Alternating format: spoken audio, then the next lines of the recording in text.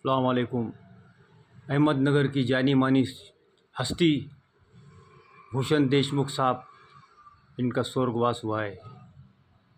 भाइयों, ये ज्ञानेश्वर महाराज की धरती, दक्कन दक्षिण महावसी राष्ट्र, ज्ञानेश्वर महाराज ने जो ज्ञान दिए थे समाज के उदय के लिए, समाज के कल्याण के लिए, जिससे परमेश्वर अल्लाह के पास जाने का, उस ज्ञान से रास्ता मिलता है। वो ज्ञान को हमारे अहमदनगर दक्कन शहर के मशहूर और मारूफ हरदिल अज़ीज़ हमारे भूषण देशमुख साहब, इनने उस ज्ञान को लिए।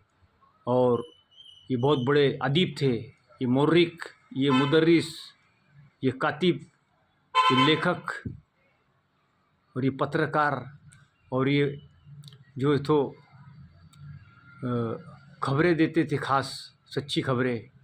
और हमारे दक्कन दक्षिण महावसी राष्ट्र अहमद शाह के अहमदनगर शहर का तारीख़ और इतिहास जिनने जग जाहिर किए, वो एक में वो अकेले इंसान भूषण देशमुख साहब है, जिन्होंने पूरी दुनिया में अहमदनगर की निजाम शाही का, महाराष्ट्र का सुपुर्द अहमद शाह भैरी, दक्कनी मुसलमान पात्री परभनी गांव का, जिसने 1490 में अहमदनगर की निजाम शाही देश बनाकर हर समाज के धार्मिक स्थलों को और ज्ञान, एजुकेशन, इल्म और रोज़गार पैदा करके दुनिया से जंगें लड़ा और भारत की रक्षा किया, उनका जो है तो सबसे बड़ा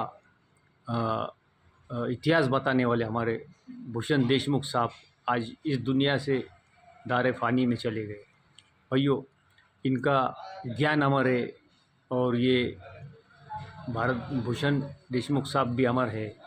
और इनने इतना बड़ा ज्ञान, गंगा बहता समंदर जो बढ़ते ही रहता, जो समंदर बहता भी है और बढ़ता भी है ज्ञानेश्वर महाराज की धरती पर से, उस ज्ञान के अंदर जो है तो गोते लगा के उसकी तय को तलाश करने के लिए जाकर वापस आए, उसकी तय नहीं मिलती उस समंदर की। इतना बड़ा ज्ञानेश्वर महाराज की धरती पर इतना बड़ा बहता समंदर है और बढ़ता समंदर है।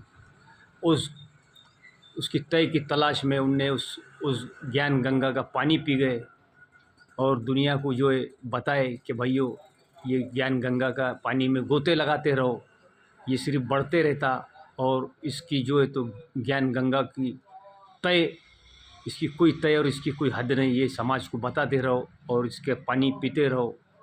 ये बहती गंगा है, जिससे इस गंगा से, इस बहते समंदर से परमेश्वर के पास जाकर हिसाब देना आसान होता है। तो भाइयों, ये जो ऐसे जो लेखक, मुर्रिख, तबीब और पत्रकार, ऐसे ज्ञानेश्वर बड़ी मुश्किल से पैदा होते हैं।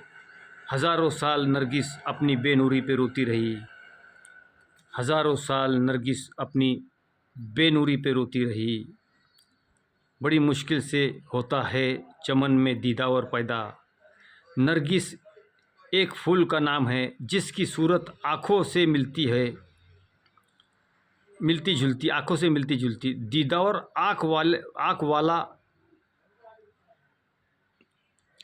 वाला फूल, जिस फूल पर आँख जैसी नज़र आती है, फूल है, आँख वाला फूल है, बीनाई वाला फूल है, नज़र आने वाला फूल है, जैसे आँख के जैसा दिखने वाला फूल है, फूल होता है। नरगिस का फूल आँख की शक्ल का होता है। अगर वो 1000 साल भी रोए, अगर वो अपनी बीनाई के लिए 1000 साल भी रोए, अपनी बीनाई यानी अपनी नज़र आने के लिए, अपने आँख से दिखने के लिए 1000 साल भी रोए, उनसे कुछ दिखाई नहीं देगा। इसी तरह